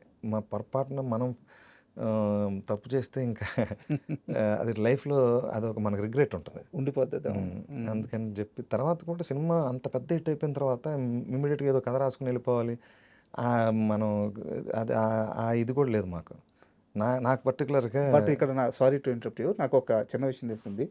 దూకుడు రిలీజ్ తర్వాత నాకు తెలిసి శ్రీనువైట్ల కాంపౌండ్లో మీ టీంకి జరిగినన్ని పార్టీలు ఇండస్ట్రీలో ఎక్కడా జరగండవు అని చెప్పి ఒక విషయం తెలిసింది. 100 డేస్ ఏదో ఒక రోజు ఎవరో ఒకళ్ళు ఇంటికాడ అలాగే కలుస్తూనే ఉండేవాళ్ళం. అయితే లక్కీగా మహేష్ బాబు గారు బిజినెస్ మ్యాన్తో బిజీ అయిపోయారు, లేకపోతే ఆ పార్టీలు అలా కంటిన్యూ అవుతూ ఉండేది. బిజీ అయిపోయిన తర్వాత ఇంక మళ్ళీ ఆయన సినిమా షూటింగ్లో వెళ్తే ఇంకా అక్కడ మళ్ళీ 100 డేస్, అప్పుడు 50 డేస్ 100 డేస్కి అలా కలిసాం. సార్ అయితే దూకుడు గురించి కాస్త పక్కకు వస్తే మీ విషయంలో నాకు ఒక క్వశ్చన్ సార్. మామూలుగా మేమందరం ఒక సినిమా రిలీజ్ అయిన తర్వాత ఆ సినిమాని చూస్తాము, ఎంజాయ్ చేస్తాము, ఆ రన్నుని 50 రోజుల 30 రోజుల ఆ సక్సెస్ని ఆస్వాదిస్తాం. బట్ మీ విషయానికి వస్తే మీరు చేసిన అన్ని సినిమాలు కూడా మీరు సినిమా రిలీజ్ అయినప్పటికీ కూడా ఆ సినిమా సక్సెస్ని ఆస్వాదించే ఫేజ్లో ఉండేవాళ్ళు కాదు. ఒక సినిమాని క్రియేట్ చేయడం, అది షూట్ అయ్యే ప్రాసెస్‌లోనే వేరే కథలోకి వెళ్ళిపోవడం. వెళ్ళిపోవటం. అదే కొన్ని కొన్ని రైటర్స్‌కి ఏంటంటే మన సినిమాని మనం వీలున్నంత వరకు కనీసం అట్‌లీస్ట్ రిలీజ్ రోజున హ్మ్. ఆ డే ఖాళీగా పెట్టుకుంటానికి నేను ట్రై చేసేవాడిని. హ్మ్. ఎందుకంటే థియేటర్‌కెళ్ళి మార్నింగ్ షో నాకు ఒక అలవాటు ఉండేది. నా సినిమాలన్నీ నేను బాగా ఆడతది సినిమా, ఇది పెద్ద హిట్ అవుతది, ఎంజాయ్ చేయొచ్చు అని అనుకున్నయి మా ఎంటైర్ ఫ్యామిలీకి టికెట్లు ఇచ్చేవాడిని. నా సార్. ఎంటైర్ ఫ్రెండ్ సర్కిల్‌కి టికెట్లు. ఈ ప్రాసెస్ నాకు ఒక 3, 4 రోజులు. ఆ! ఈ టికెట్లు సంపాదించడం. అలాగా దూకుడుకి ఆల్మోస్ట్ 500 పైనే టికెట్లు. నిర్మాతకి ఎప్పుడు 6 నెలల ముందు చెప్పాను. నాకు 500 టికెట్స్ కావాలి సార్. రెమ్యూనరేషన్‌లో ఇది కూడా ఒక పార్ట్‌లా అని నేను చెప్పేసారా? పెట్టాను. డబ్బులు నేనే ఇస్తాను అని చెప్పి అలాగే ఇక దానికి అలా చెప్పినా గానీ నాకు కష్టంగా 200 ఇచ్చారండి. అబ్బా! హ్మ్. 300 ఇవ్వలేమని చెప్పారు. ప్రెషర్ అంతే ఎక్కువైపోయింది. కదా సార్. మహేష్ బాబు గారి సినిమా. ఏదుంటే నాకు పెట్టిన టికెట్లలో కొన్ని ఇచ్చేయటం. ఐఏఎస్ ఆఫీసర్ గారు అడిగారు, హ్మ్. ఆళ్ళు అడిగారు, వీళ్ళు అడిగారు అని చెప్పేసి అలా ఇంపార్టెంట్ పీపుల్‌గా 200 వచ్చినాయి. తర్వాత నేను ఇంకో రకంగా థియేటర్ ఓనర్స్‌ని పట్టుకుని, డిస్ట్రిబ్యూటర్స్‌ని పట్టుకుని, మా ఫ్రెండ్స్ వేరే హ్మ్. ప్రొడ్యూసర్స్‌ని పట్టుకుని, వాళ్ళ ద్వారా టికెట్లు తెప్పించుకుని, మొత్తానికి అందరిని పంపించాను అలాగా. అది సంతోషం నుండి నేను దగ్గర నుండి ఆ హ్యాబిట్. అక్కడి నుండి ప్రతి హిట్ సినిమాకి అందరికి టికెట్లు ఒక అబ్బాయిని పెట్టి ప్రతి ఇంటికి పంపించేవాడిని. ఓకే. అలాగే సీడీలు రిలీజ్ అయ్యాయి. ఆ సీడీలు కూడా పంపించేవాడిని. మీ సినిమా సక్సెస్‌ని మీరు ఎంజాయ్ చేయలేకపోయిన సినిమా ఏది? వర్క్ ప్రెషర్‌లో నేను అడిగేది. విపరీతమైన వర్క్ ప్రెషర్‌లో ఉండి, అది రిలీజ్ అయిన తర్వాత హిట్ అని తెలిసి కూడా, దాన్ని ఆస్వాదించడానికి కూడా టైం లేకుండా అయిపోయిన సినిమా ఏదైనా అంటే ఉందా? మేజర్ ఇయన్నీ చేసామండి. ఒక రెడీకే హ్మ్. రెడీ సక్సెస్‌ని అంటే రెడీ రిలీజ్ అయిపోయే టయానికి 'కింగ్' షూటింగ్ ఎక్కేసింది. అబ్బా! సో, జూలైలో రిలీజు సినిమా. డిసెంబర్‌లోనేమో 'కింగ్' రిలీజ్. హ్మ్. సో, చాలా ప్రెషర్ ఉండేది. అంత దీంట్లో కూడా రెడీ ఇక్కడ 30 డేస్ ఆడుతున్న సండే పూటో ఏదైనా షూటింగ్ గ్యాపో లేకపోతే ఏదైనా ఉన్నప్పుడు నేను, సీను గారు కారేసుకుని అలా రెడీ థియేటర్లు తిరుగుతాను. అది 100 రోజులు ఆడింది. హ్మ్. సో, ఆ 100 రోజులు ఎప్పుడో ఒకప్పుడు ఖాళీ ఉన్నప్పుడు సెకండ్ షో‌లకి వెళ్ళటం సత్యం థియేటర్‌కో, సార్. లేకపోతే బ్రహ్మరాంబాకో, లేకపోతే క్రాస్ రోడ్స్‌కో ఎళ్లి ఆడియన్స్ రెస్పాన్స్ చూస్తాను. ఎక్కడెక్కడ ఒక్కొక్క చోట ఒక్కొక్క టైంలో రెస్పాన్స్ అంటే 50th డేకి వెళ్ళేటప్పటికి అది లేడీస్‌లో విపరీతంగా ఫ్యామిలీస్‌కి ఫ్యామిలీస్ ఎక్కేసి వస్తారు అవును. కదా! అవును. వాళ్ళు కామెడీని ఎంత ఎంజాయ్ చేయటం అనేది అసలు లేడీస్ పడి నవ్వటం. అదొక రకమైన హ్యాపీనెస్ అండి. మా కావలి లతా థియేటర్‌లో 'రెడీ' సినిమా రిలీజ్ అయింది సార్. నెల్లూరు జిల్లా. 35థ్ డేనో, 36థ్ డేనో మేమెళ్ళింది. అంటే ఫ్యామిలీ ఆడియన్స్. ఫ్యాన్సు లేకపోతే టీఎఫ్ఐ బానిసలు ఇలా గాదు. ఒక ఫ్యామిలీగా ఎళ్తే చాలామంది చైర్‌లో కూర్చోవట్లేదు. హ్మ్. నవ్వి నవ్వి కింద పడిపోతున్నారు 'రెడీ' సినిమాకి. ఇప్పుడు మేము సీను గారు చాలా కాలం తర్వాత మా కాంబినేషన్‌లో ఒక సినిమా వస్తుంది శర్వానంద్ గారితో. ఓకే. అది కూడా స్టార్ట్ టు ఫినిష్ నవ్వులే. సార్. అంటే మా స్టైల్ ఆఫ్ నవ్వులు. మేము ఎవరిని ఇమిటేట్ చేయకుండా హ్మ్. మా మా స్టైల్‌లోనే వెళ్తాం. కాకపోతే బ్రహ్మానందం గారు అది కాకుండా కొంచెం కొత్త ప్యాటర్న్‌లో వెళ్తున్నాం. సార్. ఈసారి ఫ్యామిలీ ఆడియన్స్ విపరీతంగా ఎంజాయ్ చేశారు. నాకు తెలిసి 'రెడీ' తర్వాత అంత ఫ్యామిలీ ఆడియన్స్ ఎంజాయ్ చేసే స్టైల్‌లో ఉంటదండి ఈ మూవీ. సో, చాలామంది వెయిట్ జేస్తున్నారు సార్. ఎందుకంటే మీ మీ కాంబినేషన్ సినిమాలకి ఒక సెపరేట్‌మైన ఫ్యాన్ బేస్ ఉంటదనమాట. అవును. సో, వాళ్ళందరికీ అంటే గూడా చేయకూడదని కాదండి. కొంచెం టైప్ కాస్ట్ కూడా అవుతాం కదా! ఒక టైంకొచ్చేటప్పటికి. ఇదే బ్రహ్మానందం గారు హ్మ్. లేకపోతే కొన్ని అలా టైప్ కాస్ట్ అవుతూ కొంతకాలం గ్యాప్ ఇచ్చి కొంచెం డిఫరెంట్ టైప్ ఆఫ్ సబ్జెక్టులు చేద్దామని ఎళ్ళాం. కానీ కొన్ని సెట్ అవ్వల. సో, ఈసారి ఏంటంటే ఒక ఫార్మాట్ మాకు బాగా దొరికింది.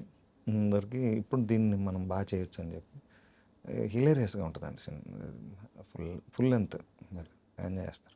'దూకుడు' రిలీజ్ అయిన తర్వాత డే 1 నుంచి కూడా ఫస్ట్ షో నుంచే పాజిటివ్ టాక్. ఎక్కడ మిక్స్డ్ టాక్ అనేదే లేదు. లేదు. ఆ కలెక్షన్స్ చూసి, ఆ టాక్ చూసి మహేష్ బాబు గారు ఆయన ఇచ్చిన ఫీడ్‌బ్యాక్ ఏంటి? ఆయన ఎలా ఎంజాయ్ చేశారు?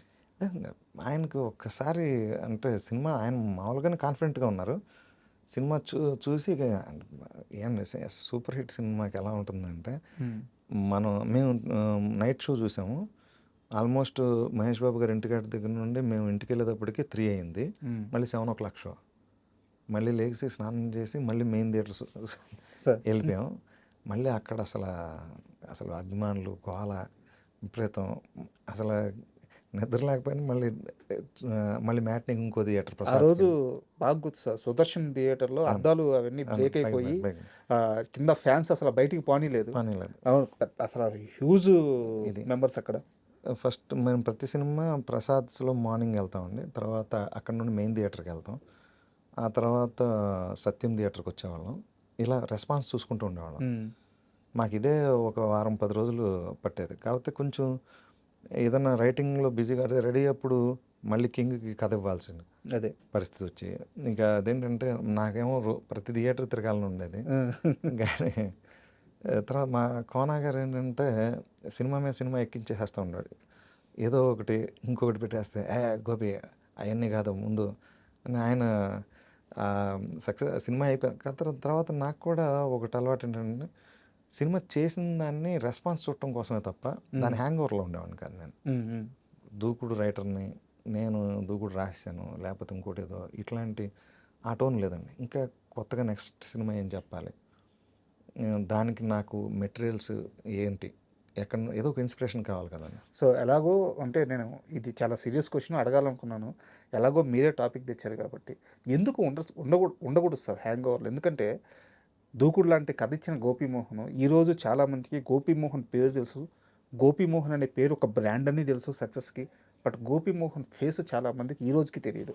మీరు అంటే ఎక్కడ ప్రొజెక్ట్ చేసుకోరు. ఆ, ఆ రెండు థింగ్స్ ఉన్నాయండి. నాకు ఒక ప్రైవసీ ఇష్టపడతాను. హ్మ్. రెండో థింగ్ ఏంటంటే నేను రోడ్డు మీద వెళ్తుంటుంటే ఆహ్, నేను అన్నీ అబ్జర్వ్ చేస్తే నాకు అది రైటర్‌గా హెల్ప్ అవుతుంది. అందు అందు అది నేను రైటర్‌గా నన్ను అందరూ గుర్తుపడుతుంటుంటే నేను దూరం అయిపోతూ ఉంటాను హ్మ్. కామన్ మ్యాన్‌కి. సో, మొదటి నుండి నేనెందుకో అది వద్దనుకునేవాడిని. ఈవెన్ డైరెక్టర్ అయినా కూడా రేపు జనాలతో ఇంటరాక్ట్ అవ్వాలి. వాళ్ళ నుండే మనకు కథలు పుడతాయి. బట్ ఇక్కడ క్రెడిట్ అనేది ఒకటి ఉంటది కదా సార్. కెమెరా ముందుకొచ్చి అగ్రెసివ్‌గా మాట్లాడుకొని ఎక్కువ ఎక్స్‌పోజ్ అయ్యి అంటే ఇప్పుడు వాళ్ళకి వచ్చే క్రెడిట్ వేరుంటది. ఒకటి ఉందండి.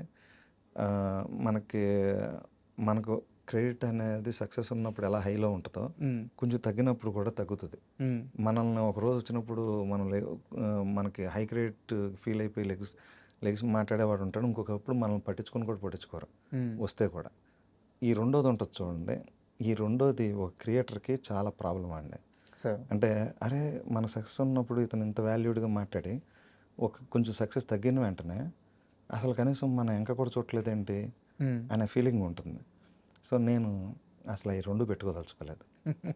సో, ఎందుకంటే మనకెందుకు నేను ప్రశాంతంగా ఇప్పటికీ అప్పుడున్నప్పుడు ఎలా ఉన్నానో ఇప్పుడు అదే టోన్‌లో ఉంటానండి. నాకసల ఇది లేదు. నాకు 'కోన వెంకటు', అంటే 'గోపీమోహను' అలాగే 'శ్రీను వైట్ల' మీ ముగ్గురు కలిసి చేసిన ఒక అల్లరి పని గాని, ఒక బ్యూటిఫుల్ మూమెంట్ గాని ఏదైనా ఒకటి షేర్ చేయండి సార్.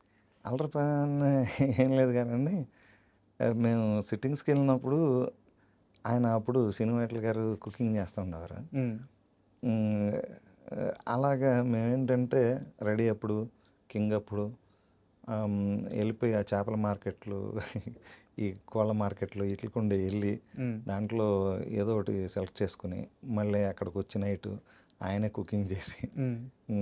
సినిమాటిల్ గారు మంచి కుక్ ఒకప్పుడు. ఇప్పుడు చేయట్లేదు గానీ అప్పుడు ఆయన ఇంట్రెస్ట్‌గా ఉండేవాడు. మేమందరం హెల్ప్ చేసి హ్మ్. సరదాగా ఉండేయి డిస్కషన్స్. అసలు మేము ఏదో సినిమాకి భారీగా పనిచేస్తున్నట్టుగా ఎప్పుడూ చేయలేదండి. ఆయన ఓ డైరెక్టర్ లాగా, మేము హ్మ్. రైటర్స్ లాగా, ఓ ఫ్రెండ్స్ లాగానే ఉన్నాం. ఉండి అది చాలా హెల్తీ అట్మాస్ఫియర్‌లో చేసేవాళ్ళం. ఏదన్నా ఎవరన్నా ఎచ్చులుపోతూ మా దగ్గర డబాయి మాటలు మాట్లాడితే వాటిల్ని ఇండైరెక్ట్‌గా క్యారెక్టర్ల రూపంలో పెట్టి సరదాగా అలా ఫన్ ఓరియెంటెడ్‌గా వెళ్ళిపోయింది. ఇప్పటికీ అదే మీరు గమనిస్తే నేను సీను వైట్ల గారి గురించి ఎప్పుడు విభేదించలేదు. లేదు. కోన వెంకట గారి గురించి కూడా విభేదించలే. ఎందుకంటే ఎంజాయ్ చేసాం. హ్మ్. బాగా ఆ జర్నీని ఎంజాయ్ చేసాం. హ్మ్. ఇప్పుడు కూడా సీను వైట్ల గారుతో ఇప్పుడు చేస్తున్న సినిమాకి కూడా అంతే ఇదిగా ఎంజాయ్ చేస్తూ పనిచేస్తున్నాను. ఇంక్ భవిష్యత్తులో నేను డైరెక్టర్ అయినా చేస్తానండి. కోన వెంకట గారితో చేస్తాను, సీను వైట్ల గారితో చేస్తాను. హ్మ్. ఆ బాండింగ్ అయితే బాండింగ్ ఉంది కాబట్టి మంచి కథ అనుకున్నప్పుడు డెఫినెట్‌గా చేస్తాను. సో, ఇప్పుడు మీరిద్దరు కలిసి పని చేస్తున్నారు. ఈ సినిమాకి 'శర్వా' గారి సినిమాకి ఆహ్, కొ 'నందు' అని ఇంకొక రైటర్. అవును. సామాజిక వర్గం. సామాజిక ఆ! వర్గంలో తను కూడా మా టైపు హ్మ్. Like minded. హ్మ్. ఫుల్ కామెడీ తనకి తాను సెటైర్లు బాగా ఇష్టపడతాడు. ఉమ్. ఆహ్, అంటే మాకు కనెక్ట్ అయ్యాడు. కనెక్ట్ అవ్వడంతోటి మేము ఇప్పుడు ఈ కాంబినేషన్‌లో ఈ కథ కోన వెంకట గారికి చెప్పారా ఎప్పుడన్నా? తెలుసు. అంటే నందు కోన వెంకట గారితో కూడా ట్రావెల్ అవుతుంటాడు. ఉమ్. అంటే 'బాబీ' సినిమాకి అవును. చేస్తా ఉన్నారు. ఆ నందు ఎప్పుడో డిస్కస్ చేశాడు. మంచి కథ అనే ఉద్దేశంతో యాక్చువల్‌గా ఆ కథని వేరే హీరోకి సెట్ చేద్దాం అనుకుని తిరుగుతూ ఫైనల్‌గా సీను గారికి సెట్ అయింది అది. సార్. సెట్ అయింది. ఆయన కూడా సీను గారు అయితే ఇంకా చాలా బాగుంటుంది. ఎందుకంటే కామెడీ బాగా చేస్తారని తెలుసు కదా. ఆయన బ్రాండ్ కదా సార్ అసలు. ఉమ్, అయితే ఒక అంటే పర్సనల్ విషయం, ఫైనాన్షియల్ సంబంధించిన విషయమే. శ్రీను వైట్ల గారు తనకు వచ్చే రెమ్యునరేషన్స్ చాలా ప్లాన్డ్గా, చాలా ఆర్గనైజ్డ్గా ఆయన ఇన్వెస్ట్మెంట్స్ ఉంటాయి రియల్ ఎస్టేట్. సో మీకు కానీ కోన వెంకట గారే కానీ ఆయన కొన్ని పదుల సార్లు, ఇంకా ఎక్కువ సార్లు కూడా ఇన్వెస్ట్ చేయండి అని చెప్పుంటే, కోన వెంకట గారు మాత్రం ఆయన అంతా సినిమాలు, వ్యాపారం, ఇన్వెస్ట్మెంటు, సినిమాల మీద పెట్టాలి ఇదొక ధోరణి. మీరేమో అసలు డేర్ చేయరంట. చాలాసార్లు మీతో విభేదించేవారంట శ్రీను వైట్ల గారు మీ ఫ్యూచర్ ప్లానింగ్ కోసం. ఈ డిస్కషన్ మీ మధ్య జరిగింది నిజమేనా? ఏం జరగలేదండి. ఆ. అంటే మ్, ఇప్పుడు ఆయన స్థాయి ఆయన జాగ్రత్త పరుడు, నో డౌట్. ఇక్కడ తీసుకోండి అక్కడ తీసుకోండి అనే టైప్లో ఏదైనా సలహా ఇవ్వటమే జరిగింది. కానీ ఉమ్. ఆ టైంకి మన దగ్గర కూడా ఆసక్తి ఉండాలి కదండి. ఉమ్. మేము మా రేంజ్లోనే ఆలోచించాను. నేను మొదట ఎప్పుడు కూడా నా స్థాయిలోనే నేను థింకింగ్ ఉండేది. నా స్థాయి అంటే ఏంటంటే నా దగ్గర ఎంత ఉంది దానికి తగ్గట్టుగానే వెళ్దాం. అప్పులు చేసి వెళ్ళటము ఎవరెవరి దగ్గర అలాంటి టోను, అంటే ఈ అసెట్ బిల్డప్లో అలాంటి మనకి ఎంత సంపాదన వస్తుందో దాన్ని బట్టి బిల్డ్ చేసుకుంటూ వెళ్ళాను. భయం లేదు, అలా అని అతిగా వెళ్ళలేదు. సార్ ఇండస్ట్రీలో మీ నెంబరు 40-50 సినిమాల దాకా టైటిల్ కార్డు సినిమాలు మీరు వర్క్ చేస్తున్నారు. ఇవి కాకుండా ఒక కనీసం ఇంకో 30-40 సినిమాలకి డాక్టరేట్ అంటే క్రెడిట్స్ లేకుండా మీరు వెళ్ళి ఏదో ఒక విధంగా ఆ సినిమాకి పనిచేస్తున్నారు. వాటిలో మేజర్ 80% హిట్ రేట్ ఉన్న రైటర్ మీరు. సో మీరు కూడా నా స్థాయిలో అని ఫైనాన్షియల్ విషయంకి వచ్చేలకే నా స్థాయిలో అని మాట్లాడడం అనేది విచిత్రంగా ఉంది. ఒక రైటర్కి ఇండస్ట్రీలో అంటే పేమెంట్స్. ఇక్కడ మనం కేర్ఫుల్గా లేకపోతేనండి అనవసరమైన ఆడంబరాలకు వెళ్తే దెబ్బతింటాం కూడా. ఇది మన చరిత్ర చెప్తుంది సినిమాల్లో. అంటే ఇప్పుడు డైరెక్టర్ వేరు. ఇప్పుడు డైరెక్టర్ 10 కోట్లు తీసుకుంటూ ఉంటాడు, నేను 50 లక్షలు తీసుకుంటుంటాను. చాలా డిఫరెన్స్ ఉంటుంది. సార్ సో వాళ్ళతోటి మనం కంపేర్ చేసుకోకూడదు. అసలు నేను బేసిక్గా ఎవరితోనూ కంపేర్ చేసుకోను. నా కొలీగ్ రైటర్తో కూడా నేను కంపేర్ చేసుకున్నాను. వాళ్ళ స్థాయి వాళ్ళది. ఒక చోట మనం ఇన్వెస్ట్ చేస్తాం, అది పెరగచ్చు పెరగకపోవచ్చు. ఇంకో చోట అది 10 టైమ్స్ అవ్వచ్చు. ఇప్పుడు మనం అది చాయిస్లు కదండి అన్నీ. సో అన్నీ ఒకేలాగా ఉండవు కదా. సార్ నేనేంటంటే ఉన్నదే మనం సంపాదించింది జాగ్రత్తగా పెట్టుకోవాలనేది. నేను గ్యాంబ్లింగ్ స్టైలు అసలు మొదటి నుండి లేదు. అది ఎందుకో అలవాటు అవ్వాలి. సార్ అయితే మోహన్ బాబు గారి కాంపౌండ్లో మీరు 5 సినిమాల వరకు చేశారనుకుంటాను. 5 కదండి, ఎక్కువే ఎక్కువే చేశాను. చేస్తుంటారు ఇంకా. అంటే యాక్చువల్గా చెప్పాలంటే నేను ఫస్ట్ సినిమా అసిస్టెంట్ డైరెక్టర్గా మోహన్ బాబు గారి ద్వారానే జాయిన్ అయ్యానండి, యమజాతకుడు. ఓకే. తర్వాత నేను తేజ గారి స్కూల్లోకి వెళ్ళి అది బి గోపాల్ గారి. తర్వాత తేజ గారి స్కూల్లో అలా వెళ్ళిపోయి తర్వాత రైటర్ అయ్యాను దశరథ్ సినిమాకి.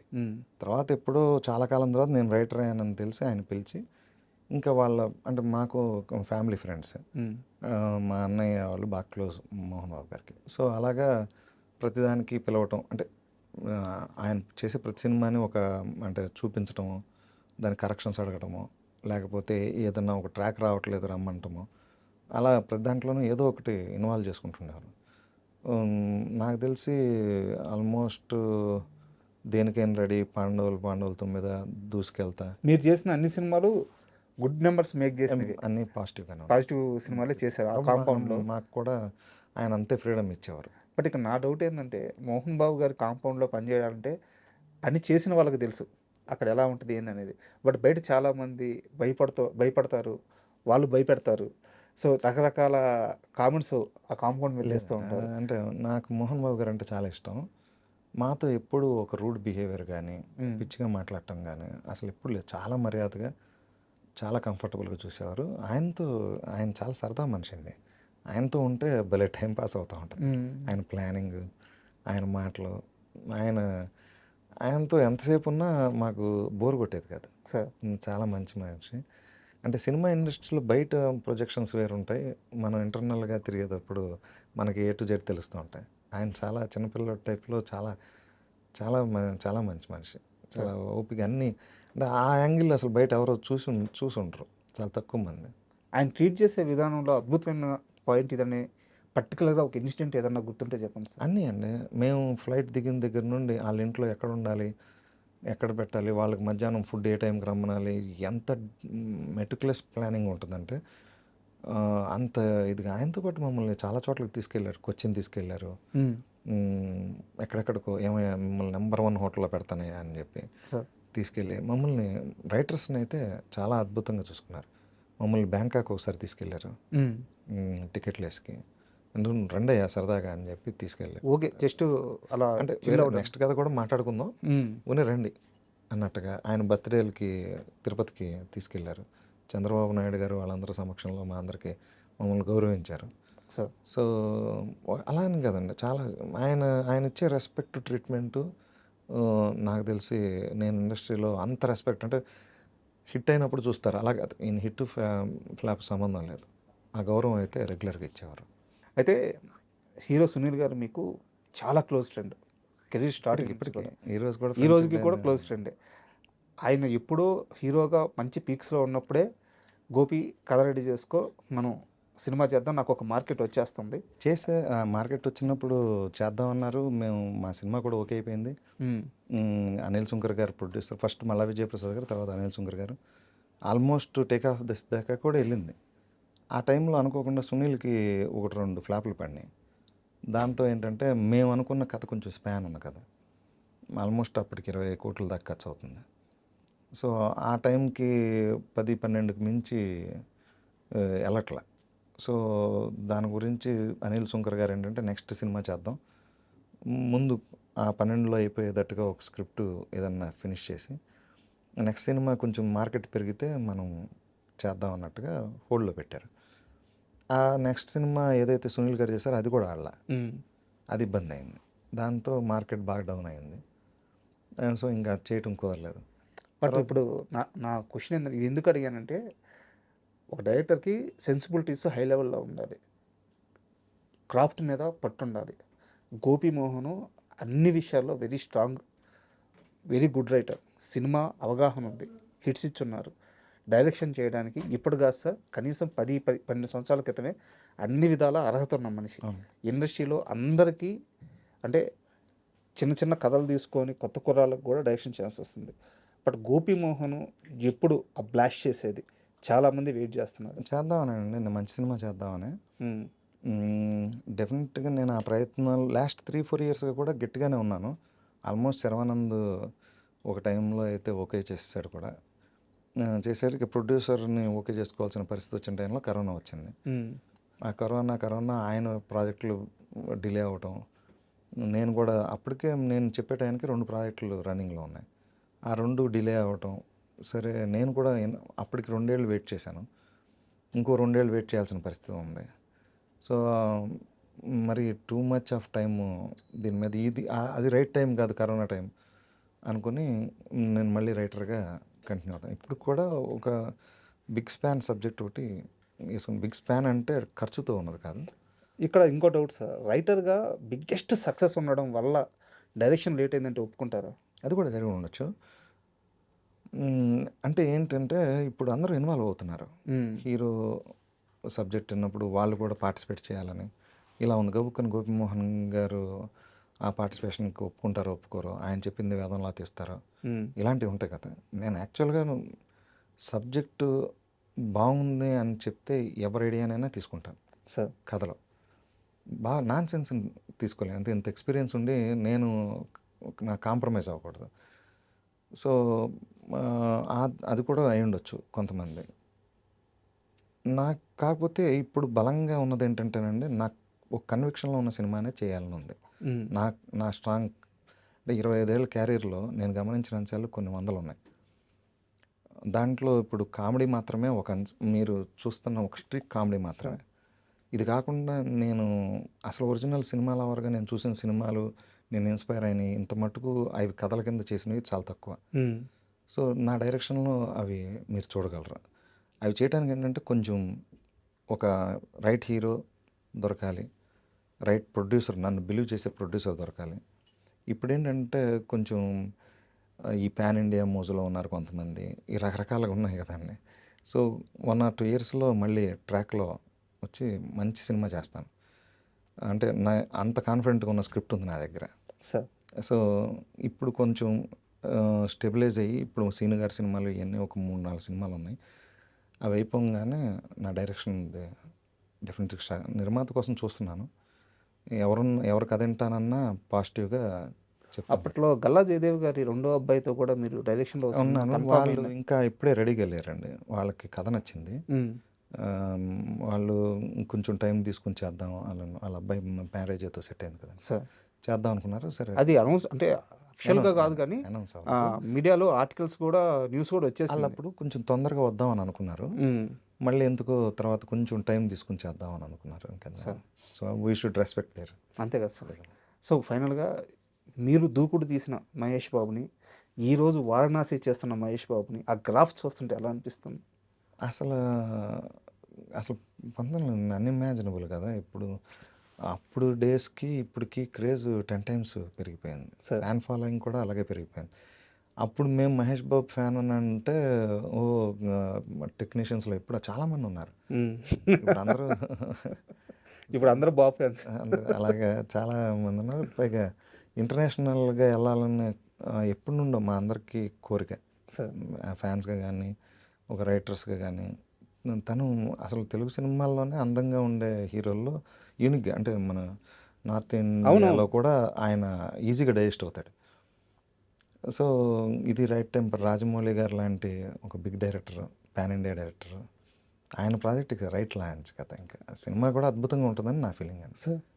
ఇప్పుడు మనం క్రిస్టోఫర్ నోలన్ మూవీస్ వస్తే మనం ఎలాగైతే వెయిట్ చేసి చూస్తాం, జేమ్స్ కెమెరాన్ సినిమాలు ఎలా అయితే చూస్తాం, ఇప్పుడు ఇండియా మొత్తం రాజమౌళి గారి సినిమాలు అంతే క్రేజ్గా. ఆయన కూడా ఆస్కార్ రేంజ్కి వెళ్ళడం చాలా గర్వకారణం కదా. మహేష్ బాబు గారి సినిమా కూడా అలా ఇంటర్నేషనల్ ప్లాట్ఫామ్లో చాలా ప్రెస్టీజియస్గా ఉంటుందని నా ఫీలింగ్ అండి. కృష్ణ అనే పేరు పక్కన గారు లేకుండా ఇప్పటివరకు ఎవరు సంబోధించింది లేదు. మొత్తం ఎంటైర్ ఇండస్ట్రీలో కానీ బయట కానీ. అంత గొప్ప పేరుని ఆయన సంపాదించుకున్నారు.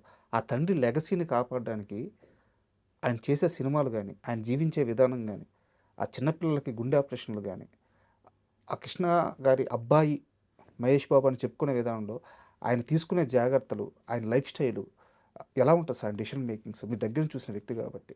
అంటే మహేష్ బాబు గారు ఇప్పుడు మీరు ఇవి తెలిసినవండి. అన్ని విధాలుగా ఇన్స్పిరేషన్గా తీసుకోదగ్గ వ్యక్తి అండి. మీరు గమనిస్తే తనకు సంబంధం లేని విషయాల్లో ఆయన ఇంటర్ఫియర్ కాడు. సార్. ఎప్పుడు ఎంతవరకు ఉండాలో టీవీల ముందు కానీ, బయట మాట్లాడే విధానం కానీ అంతే. వివాదాస్పదమైన విషయాల్లోకి రాడు. ఏ పొలిటికల్ పర్సన్స్తోనూ ఆయన ఇంటరాక్ట్ అవ్వరు. అనవసరమైన దీంట్లోకి వెళ్ళరు. అసలు వివాదం అనేది లేదు ఆయన జీవితంలో. రెండోది హెల్త్ హ్యాబిట్స్ కానీ, ఫుడ్ హ్యాబిట్స్ కానీ, డైట్ కానీ, ఎక్సర్సైజ్, ఫిజికల్ ఫిట్నెస్ కానీ ఆయన్ని కొట్టేవాడు లేడు.